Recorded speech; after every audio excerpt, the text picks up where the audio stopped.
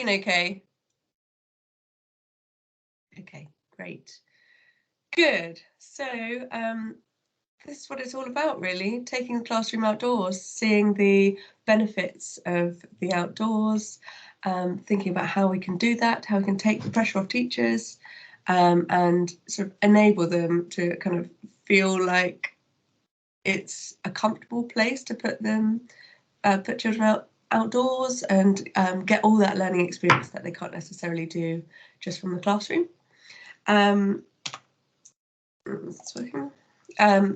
Okay, well, firstly, I'm going to be talking a little bit about need. So this is an established network. It's been going for, I think, 25 years. So a long time, but we're slightly changing the remit. It used to be all focused on outdoor learning only, and now, because of the kind of state of the world, we're trying to get a new perspective and thinking about it as a bit more all-encompassing. So thinking about sustainability, education, schools, nature, that whole kind of package. And it's basically a support network just to get everybody together in a kind of collaborative approach to environmental education across Devon, to really kind of raise the profile and support each other, have a bit more kind of joined up thinking, and to meet up really, both online in these webinars and also face to face. There's a spring event which is coming up and very kindly being hosted by Jack at Kingsley School. And there'll also be an opportunity to see some of the North Devon places of learning as well. So yeah, so there's lots in store, and like I say, we're really trying to kind of rejuvenate it and get the wider audience involved. So the spring sessions will be based on kind of environmental education practitioners, and then there'll be an autumn session which will concentrate on the campaign that Need goes through with that year. This year we're going to be working on a kind of schools campaign. So in a nutshell, loads of positive things, and new members are welcome. So please do circulate to your networks, and we can see who we can get involved. So when it comes to Outdoor Classroom Day, there are 2 days a year. It's a global day, but in the UK they are on the 18th of May and 2nd of November this year. And in a bit, I'm going to play you a little video that comes straight from the Outdoor Classroom Day website, just to kind of give you a feeling about what it's all about. But first of all, I just wanted to talk about the benefits of outdoor learning. So we all know what those benefits are. We felt it for them ourselves. We're practitioners. We love the outdoors, but it's very well documented. There's huge benefits in all sorts of different ways that might not be obvious straight away. So children's mental health and well-being improves. This all comes from Learning Through Landscapes, and you can find out the details of this on their website. So children's relationship with nature improves, which we know is really valuable. Only once we realise the value of nature can we then work hard to protect it and be motivated by that. Education is more inclusive in an outdoor setting. Curriculum learning is actually enhanced, and child development is also enhanced. So the question really is, why wouldn't you have outdoor classroom days more often than just the 2 a year? Research has suggested that outdoor learning boosts confidence, social skills, communication, motivation, physical skills, knowledge and understanding, boosts children's self-esteem and confidence, ability to work cooperatively, and gives them a positive attitude to learning. But also it helps them understand about risk, about where they can kind of push yourselves, give them those challenges. And I bet we all have anecdotes and stories of where we've seen kids who aren't necessarily comfortable outdoors suddenly finding a way of kind of exploring themselves that they hadn't before. I, for one, so Planet and People, which is an organisation I've co-founded, works both with schools and with businesses. But our schools workshops, some of which are outdoors, it's really interesting to see the change as soon as they're allowed outside. This kind of creativity, and they're bridge building, they're working in teams, they're being cooperative, they're collaborating. There's kind of natural leaders. They're finding materials, they're being resourceful, they're learning how to make a plan. There's all sorts of benefits, and it doesn't have to be the best space. It could just be, in some schools that we've been to, it's just been like an area behind the buildings, which is just a strip of land which hasn't done anything, and the kids just relish the opportunity. And some children who they don't get access to it in their daily lives, they're not used to that as part of their normal day-to-day existence, it can really, you can see all of these things that I just presented to you kind of play out in a very, very short space of time.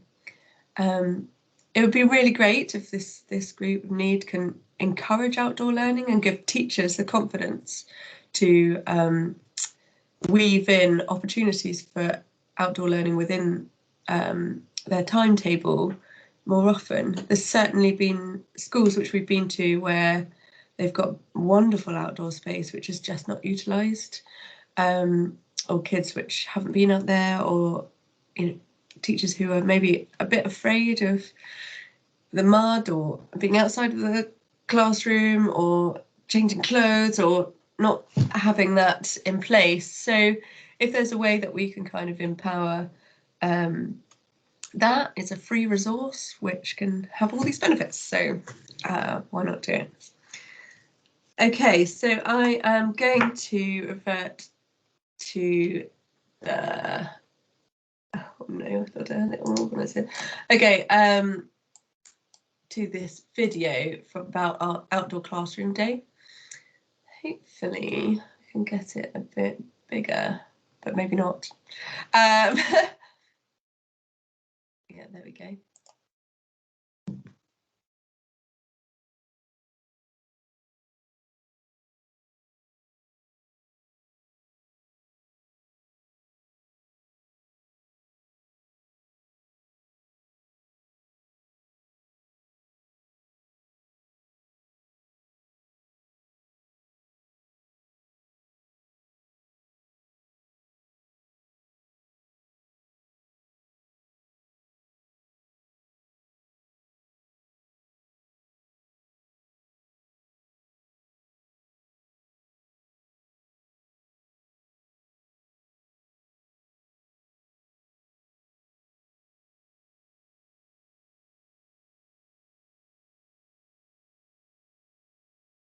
So it's as simple as that, really. That it's just about going outside, which can be a very easy, accessible thing. And down here in Devon, we've got so much amazing outdoor space and loads of opportunity should we know how to access it. Right from the kind of green parts of our cities through a kind of parish network and out into the more rural areas. So I'm going to show a little video from Skern Lodge. Tom, did you want to just talk a little bit about Skern Lodge and what you do? I think that photo is pretty fair, actually. So you can see that we're pretty close to the Tortoise estuary, just over the river. And in fact, I can see the building that I'm currently cloistered in at the moment. 3 dormitories, and we can take about 220, 240 learners at a time. And you can imagine that we're the sort of chosen delivery partner for that classic sort of year 6 primary school trip. But we support lifelong learners. We might get university or college groups down to us, but also a handful of professional practice groups throughout the year. And yeah, founded in 1976. And the chap that you're going to hear a bit more about, Russell, one of my dearest colleagues at the centre, I think he's in his 16th or 17th year with us. and has delivered on pretty much every possible programme type at Skern. And Russ's particular speciality, very modest guy, so that speciality is coming from me, is that he's very, very good at engaging with reluctant learners, youth inclusion groups, and the demographic that perhaps needs outdoor learning, arguably more than anyone else. But I'll let Russ do the speaking. Cheers, Jess. Thank you. Thanks, Tom. And we're really glad that you can be here. Skern is it's a pretty lush place, so do, if you're ever up in that area, go and knock on Tom's door. Okay, so, oh goodness me, please work. Okay, great.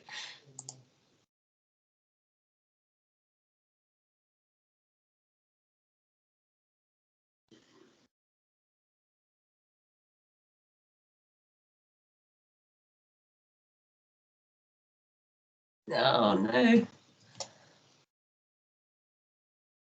There you go.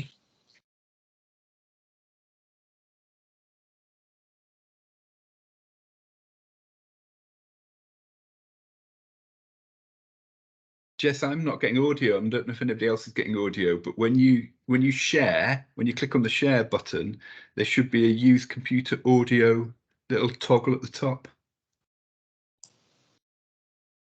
That's weird. You might need to reshare it. You might start again, share again, and then choose computer audio.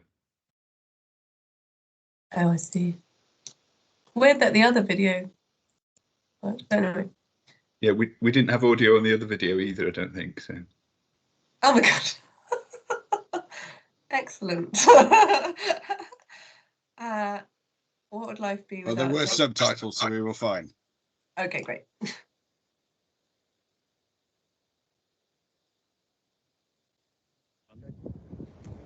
Okay, Russ. Nice to meet you this morning. Can you tell me a bit more about what your role is at Skern Lodge? Yeah, sure. So I'm Russ Johnson. I work at Skern Lodge, a centre based in North Devon.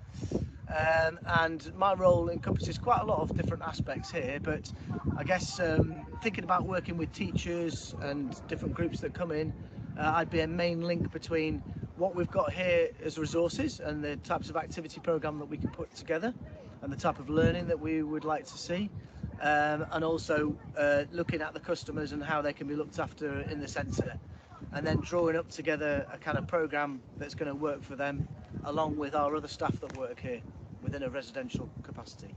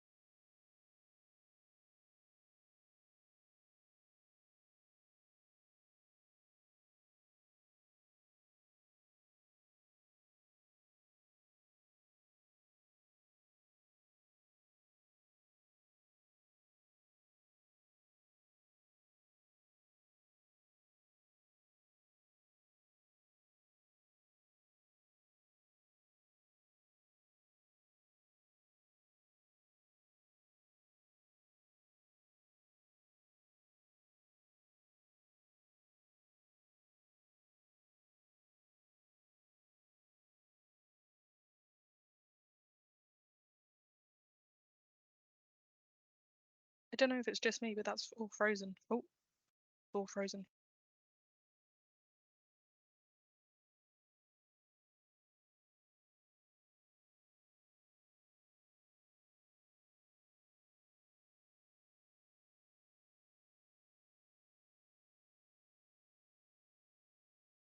Hi everyone, sorry. Seem to have iffy internet, but I'll in the recording we'll just do a link to these so you can watch them in your own time. But let's just try once more.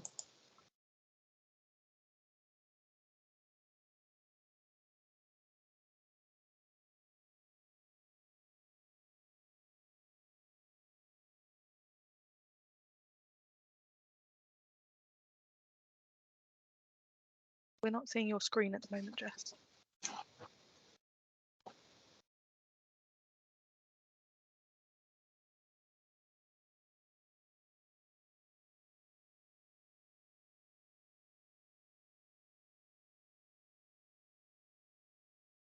afraid we haven't got sound again.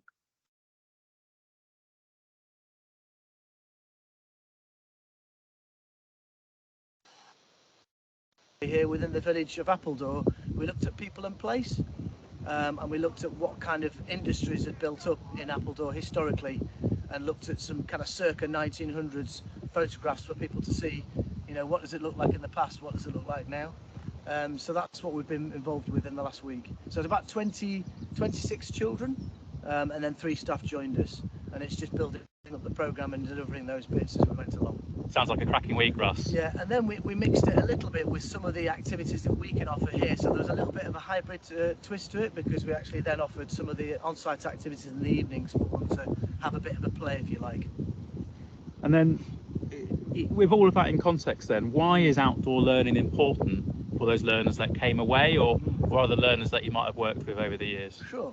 I think sometimes people can have opportunities to go into the outdoors, but perhaps it's not quite the way that we would think it could be. They might be going away on holiday, and it's a real small snapshot, snippet of going out into the outdoors, and also it might not be looked at and framed in a particular way where they can perhaps gain and learn from things. So sometimes people might not have had an opportunity at all, and they don't have that much experience with being in the outdoors. So that can be a whole kind of new experience for them.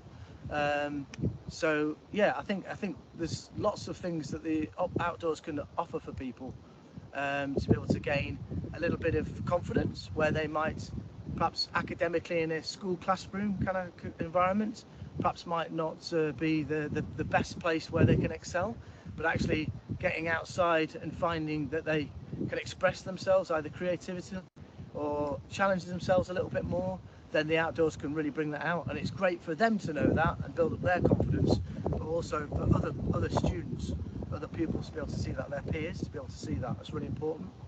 Fantastic summary, thank you, Russ. Mm-hmm. What are some of the biggest barriers to outdoor learning that you might have encountered in your practice? Okay, yeah, I guess from a teaching point of view, from a schooling point of view, I guess there's all sorts of factors really. It's trying to find the staff, so enable time for people that are going to be staying at school and won't be coming away on a residential. How can those gaps be filled? So it's the numbers that the staffing can work for schools. Also funding, obviously, like cost of living crisis and things like that. It's very topical at the moment, but I think it's always been a bit of a thing for, you know, a family that perhaps have got more than one child, or it's just quite a lot for them to be able to get the money together to be able to afford those sorts of courses. I know there are mechanisms that can support that through schools, but you know, it's always a bit of a challenge. And then on top of all of that, kind of fuel costs just for enabling people to be able to come to and from a centre, depending on how far they've got to go. So transport costs and things like that can be barriers as well. And then I guess people thinking about what kind of areas they want to use. So availability when they do want to book, you know, can they get and can they visit the places that they want to go to? So how far do they want to go? What kind of a setting do they want to be in? Thank you for sharing that, Russ. And then what advice do you have for leaders that do want to take part in the outdoor classroom day on the 18th of May this year? Wow, okay, so I'd say embrace it, really.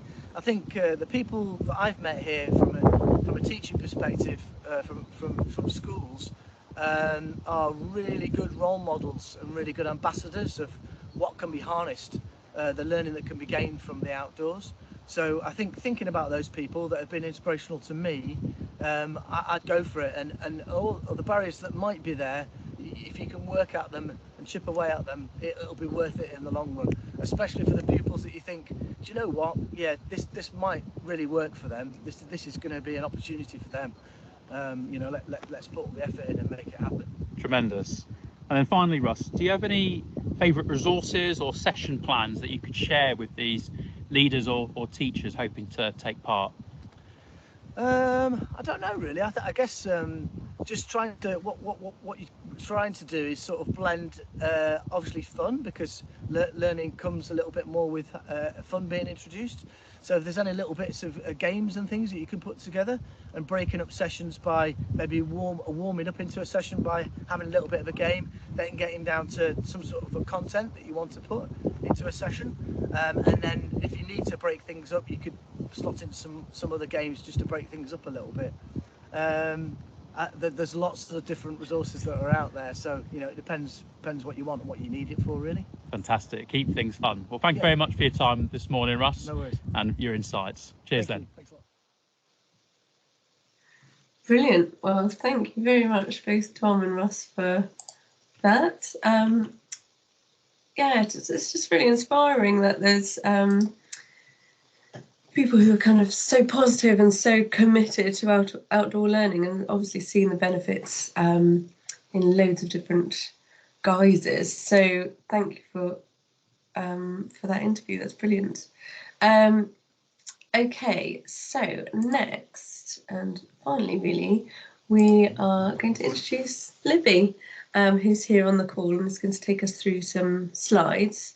So Libby is from Plastic Free North Devon and has a really interesting story. I was looking at your bio, Libby, and about making a bamboo bike and cycling around, kind of engaging interest in environmental learning. So it'd be great to dip a little bit into that bio before you get started on your slides. But over to you. If I stop sharing, if you could share your screen, that would be brilliant. Thank you very much, Jess. Can everyone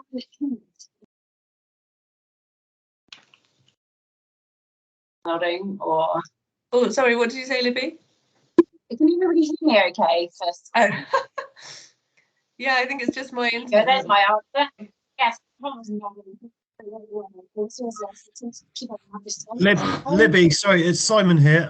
I can't hear you very clearly, to be perfectly honest. I don't know if anybody else can. Interesting. I'm going to try unplugging. I've got a camera just trying to be naughty with Zoom, and it tries to take this. Maybe that will be different. Not sure. Should we go for it and see what happens? Okay. Can anybody hear me now? Okay. That's nodding. That's good. That's a good start. Thank you very much for that introduction, Jess. Yes, I must confess, I definitely was in the teacher afraid of outdoor learning category some time ago when I was in a school that was waiting for us and feels so everything ends different lessons that we could. Alan's right. Oh, that's how to sort this out. Everybody here, can you hear me okay? You sound a little bit like you're underwater. Oh, Bit strange. I wish I was. I will try leaving and coming back and maybe it will help. I'm so sorry.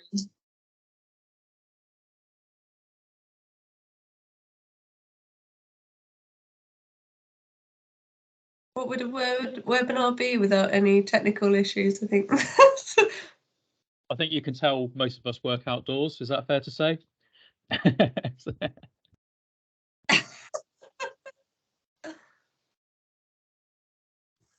I was over in New Zealand at some point doing some canyoning. We were taken out to a shed about 2k away from where the reception area is, where you sign in. We get driven along this dirt track and then to this corrugated shed, get changed, go down into the mines or into the cave, sorry, come back up. We've had digital photographs taken with us. And in the cave, whilst we're getting changed, sorry, in the shed, whilst we've been getting changed, they strap the memory card to a homing pigeon and they let it off. And it flies off, and then by the time we've got changed and travel back to the reception area, our photos are up on the screen there with the pigeon pecking away at it with its food. It's brilliant. It's absolutely awesome, you know. That's unbelievable. Sorry, just a little kind of segue or like time saving thing. Oh, I love that. I think we should employ carrier pigeons more often. Is my audio working okay now? Yes, sounds like it. I It is. can hear you okay. But I missed that. I came back with a membership and it was a carrier pigeon. That sounds super exciting. How am I supposed to follow this up? Yeah, my name is Libby, and I was definitely in probably the teaching category. No, we're not working. If it might be worth, Libby, if you kill the screen, so your internet isn't having to resolve audio and image at the same time, it might be an internet issue. So yeah, if you want to, and then it just has to focus on processing the audio if there's a bit of a struggle there. Thank you, Tom. It's really helpful. Is it any better? No. Yeah, just crack on, Libby, and see what. If we had to pull the plug, then we might have to record it later and circulate it. So don't worry. Oh, I'm so sorry. That's so annoying. Right, let me give this a whirl then. So I'm going to go with 3.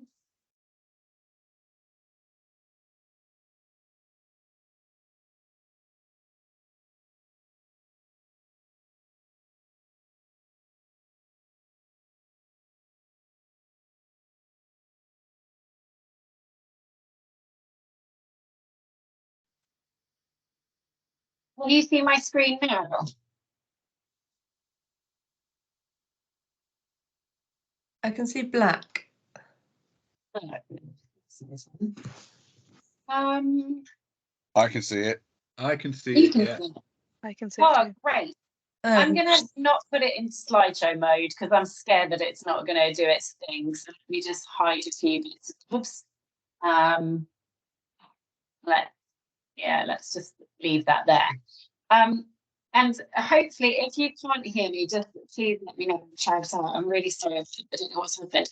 But yes, so I was supposed to train also, and I'm really excited because it's a wonderful project. And they were approached also to Stephanie, who just really got in touch and said, you know, there are a few students who need some time to the classroom.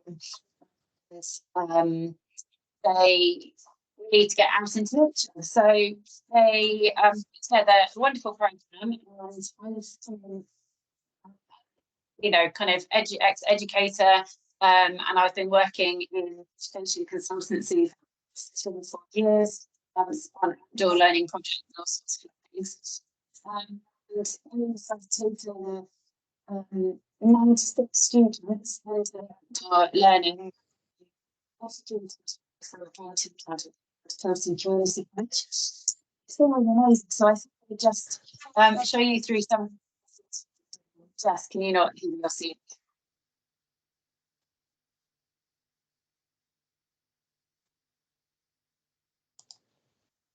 Yeah, Libby, I'm so sorry. I think we are going to have to go for a recording. If No, do you want to that's just not working. You could just flick through. I just can't hear you. Oh no. Okay. I tell you what. Let me do.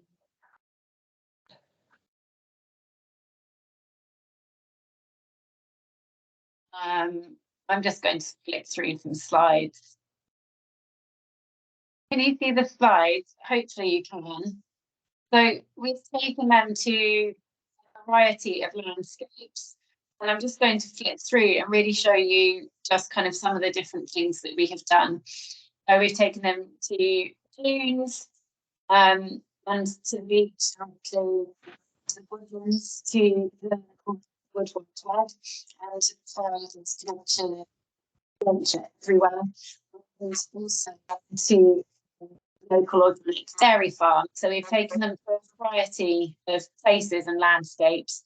And we've introduced them to lots of wonderful websites. So we work alongside people in Trust, Biosphere, country. Wondering if that's going to make any difference. and all sorts of lovely places. And we introduced them to these experts and talked to them about how they got into their line of work. So we make it real for them that not only are they having time in nature, but actually there's the opportunity and a pathway for them to work in nature one day as well. So I'm just going to flick through these pictures. We like to connect them with nature, so that can be literally kind of meeting a cow or holding a crab or whatever it is that's new to them. We had a student recently who had moved from London and had never even really got muddy at all, and came out and was screaming because there was girls throwing worms at her, and eventually she ended up holding a worm, which for her was a really big deal.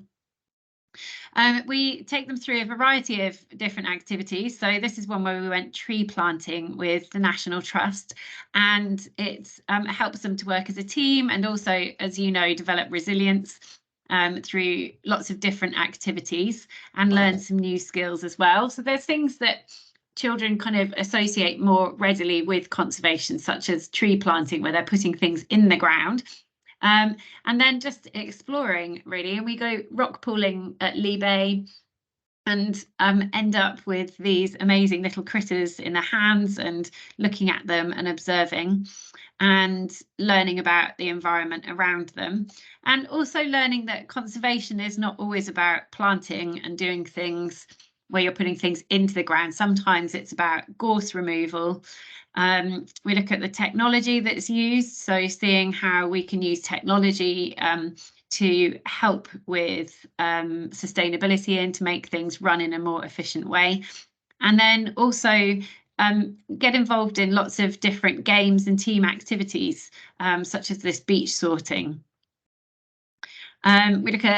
We've got a wonderful little microscope that we take out with us so that the kids can actually see and explore. And we do quite a lot of student-led learning where they are looking at things that they found and want to learn more about the structure of them, and looking at glass and sand on the beach and broken up shells and how they're all related. And have had really wonderful results actually with marginally stroppy hormonal teenagers getting really into spending some time looking at these the things that they found, like egg cases and shells and different organisms. And we've been doing it in all of the weather, bless them. This is a group that we had down in Lee Bay in absolute horrible weather. And then I've also set them up a bit of an upcycling challenge, just with from the huge pile of tents that's at the Ruda Holiday Park at Croyd Beach, where I sent them home with a strip of tent and challenged them to make something from it. And these are some of the things that these students have made, which is really wonderful, because part of that process of doing the sewing was getting help from Granny and Auntie, and linking up with different age groups within their family. I don't know if anyone can hear what I'm saying. This is so frustrating. Oh, you can? Oh, really? Okay, good.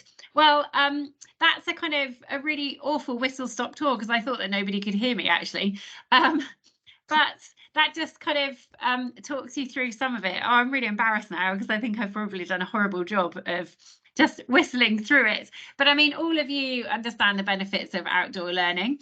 Oh, it's Joanne and Laura. Hello. We've had some of their students out from Pilton who've been great.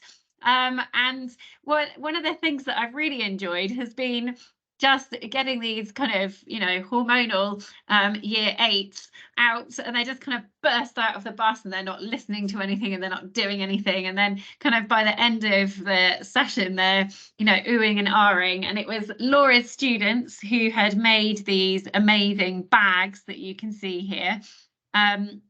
And it was really wonderful just to see how excited they were, and also that they had then spent the time engaging with, someone from an older generation in their family, and there was that bonding time where they'd then, taken an upcycling challenge and a poem that they wrote after going to the organic dairy farm, which was really wonderful.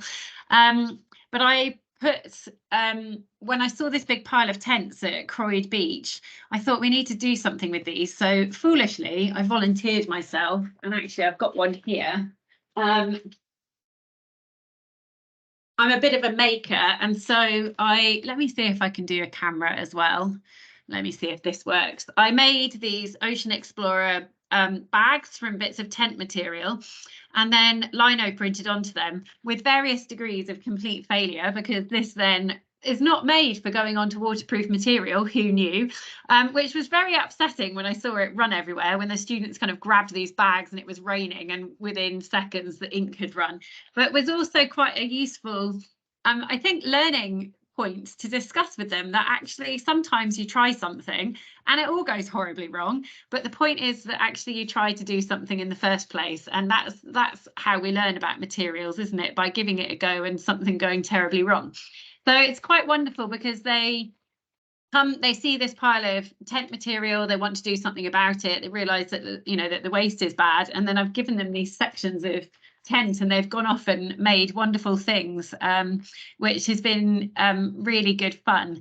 So that kind of is a very short little snippet, but now I'm kind of going back and looking at all the things I was rambling about, thinking nobody could hear, but it's just been really wonderful to get them out into different environments. And one of the things that I think worked the best with the last group that we had out, they were an all-girl group actually, which was really interesting. Thank you very much. That's a very generous description of the bag.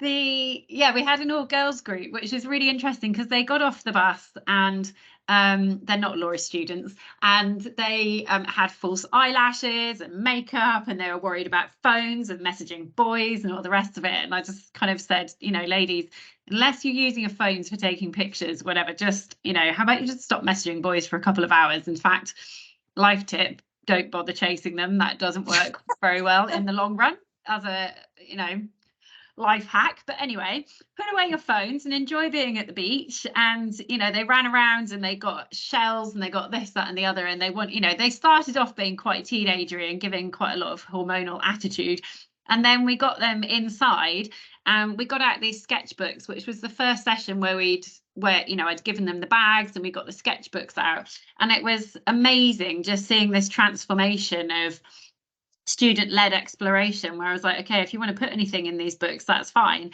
And then the added incentive that one child from each group will be offered a place on a boat to Lundy in the summer, and we wish we had funding to take all 96 students, but we don't. So instantly there was just this kind of, I think there was a bit of healthy competition in there, and that they wanted to be looking like the keenest bean. But more to the point, they just had some time just to sit with this stuff. And we'd done the activity of, sort your items that you found, and how did you sort them? Was it living and not living? Was it shapes? Was it colours? All of that kind of thing.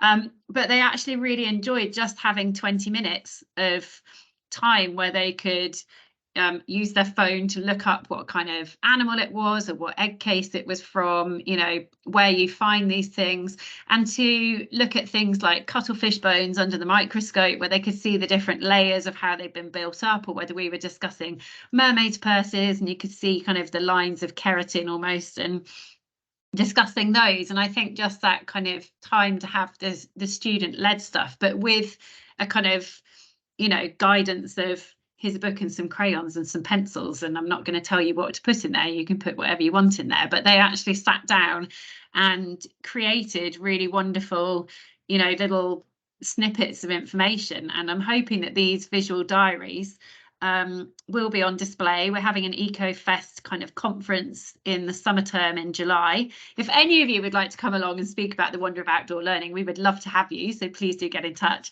But just to inspire the next group of students who will be coming through, but also to open up a dialogue and start a really caring community between the schools, where the 3 schools are doing different eco club topics. So I'm hoping that Pilton are doing fashion, and are looking at setting up a swap it shop, and then Ilfracombe are looking at upcycling and recycling and waste, and Braunton are looking at diet. And I'm hoping that then, having done a term or two's work each, they'll be able to give each other top tips of, you know, this worked really well and this, you know, didn't work so well, or if we were doing it again, this is how we could change it. So I think it'll be quite interesting to kind of start and open up a community between the three schools, and I hope that it will lead to kind of, you know, good collaboration later on. But you know, really, in addition to the kind of being outside, I think, you know, the strength of this program is that they can meet the experts, hear how they kind of, you know, all the wonderful things that they did on their way to their jobs, and really understand that there is a pathway available to them. And unlike us, when I was little and said that I liked animals, they're not going to be told that they could be a dog groomer or a zookeeper, full stop, the end. That they will know that if they are interested in pursuing a pathway into working in nature and for sustainability and outdoors, then we will make that, we will help as much as we can to enable them to join local groups, and we will help them as much as we can, you know, in Maybe a kind of longer sound- term sense Maybe your to sound's get going through. a bit. So I don't know if anyone can hear anything that I'm saying. Jess is making noises, or it looks like she's talking. And Okay, Max, so- I will give a big bow and apologise for a calamitous meander through what I'm up to at the moment with plastic free learning, with a big huge ups to Joe and Laura at Pilsen College for giving me some of the funnest, most wonderful students ever. Oh, thank you so And much, I'm Libby. stopping That sharing, was- and hopefully we can hear. I can't actually. Thank Oh yes. Thank you so much. You can just sort of see your enthusiasm just, you know, rippling through the internet. But and I'd really like to kind of know more about what you're doing. I wonder if you're coming to the spring meeting next week. I didn't realise it was next week. What day? I'll get the details of what day it is next week. If I can come, I would definitely love to. And Simon, oh, thank you very much. There was another one about being able to maybe help Tom. That would a bag that's dewing white clean. Yeah, that's a nice way of looking at it. You're very kind. And Jess, yes, let's definitely connect about that. That would be wonderful. Yeah, that'd be brilliant. I'm afraid I've actually got stuck out, so I've got an online workshop at 2. But if you would like to continue the conversation, then please do. Beth will be online for the next 10 minutes or so. So I'm so sorry about the technical issues. This is just something that happens. And in order to get the recording together, I will, if you could put together a recording, Libby, of you and your presentation, that'd be amazing. And then I can snip it together and it can be something that's kind of shareable. And yeah, but thank you all for coming on today. And the next webinar will be with Tim at Farms for City Children on the last Tuesday lunchtime of the month of April. So we shall see you, I think it's the 25th of April. Great, well, I shall leave you to it and do keep on discussing. Thank you very much. Hi, my name is Libby and I'm the Education Coordinator at Plastic Free North Devon. Beth has very kindly let me have a second stab at recording this since the audio was not working during the live session. So thank you very much to everyone for their understanding and patience while I kind of rambled through sounding like I was at the bottom of the sea. Our mission is to facilitate planet-saving superheroes, so connecting outdoor learning with an interest in sustainability and saving the world. And whilst doing that, we kind of hit a lot of the sustainable development goals, which is wonderful as well. We take groups from 3 local schools, from Ilfracombe Academy, Braunton Academy and Pilton Community College, and we connect them with nature, and we take them out into a variety of landscapes. So first of all, I'll just go through the places that we take them. So we take them to Lee Bay to go rock pooling and learning. We take them to various places with the National Trust, and we work with them to have a kind of Power Rangers conservation and action session. So that can be all sorts of places. This is up at Morthoe Cemetery, just beyond the cemetery, with the view of Lundy Island in the background when the weather is playing ball. We take them onto sand dunes and down onto the beach at Croyd Beach and work with the beach rangers there to get a really good session on citizen science, and into the woodlands, where we talk about the wood wide web, about how everything in nature is connected. We look at the spring water there and the building ruins. So there's loads and loads of stuff to go through there. And I'm in the midst of developing a mini national park game for them to play, where they have to invent and manage their own mini national park within the woods. We also take them to an organic dairy farm so they can learn about farming and food production methods, and learn about the glory of organic methods versus using lots of chemicals and less sustainable ways of farming. During this time, not only do we get to take them to amazing places, but we also introduce them to amazing experts.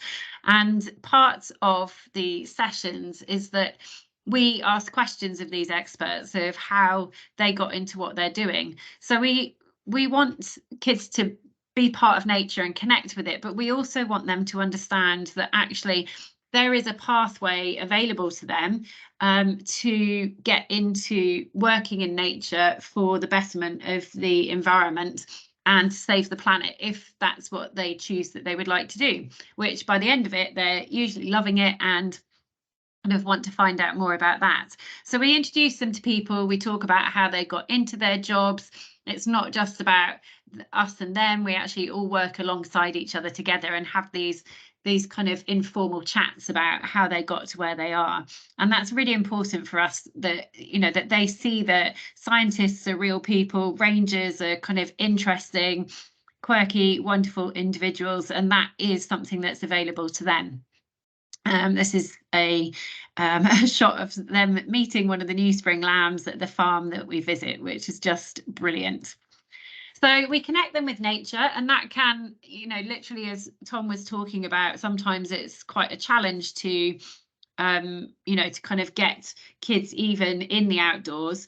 So we get them, you know, kind of in the outdoors, meeting young cows. They get a go at developing teamwork skills. So leadership comes into it. Also, you know, working together and being able to listen to each other's ideas. They're developing resilience through all of these activities. This is us tree planting up above Woolacombe with the National Trust, and learning new skills, learning about the plants, you know, all about the health of them and how we can help them. And as well as these kind of really obvious planet-saving measures that we can take, they get to have new experiences. So one of the girls had recently moved down from London and was screaming because another girl was kind of getting a worm out of the ground and waving it around. And by the end of the session, she'd accepted a challenge to hold a worm. So for her, that was absolutely huge. And for these girls, picking up a tiny crab when we went rock pooling, and, or, you know, at least holding it in their hands, was a huge achievement and probably closer to nature than they've been in a really long time. So we take them exploring, and they get to have a look at all these different environments and get to know about it. And on this particular day, it was, I think, 1.5 degrees outside. And as you can see, there they are in their trainers, standing in rock pools, and they don't care because it's interesting and they're fascinated learning about this world. One of the things that surprises some of the students is that conservation doesn't always look like what they think it would. So here we were chopping down a load of gorse bushes, and I think for them, thinking of conservation as chopping plants down doesn't really make sense, but we were teaching them all about, you know, how that's going to help with an abundance of biodiversity, both in plant and animal form.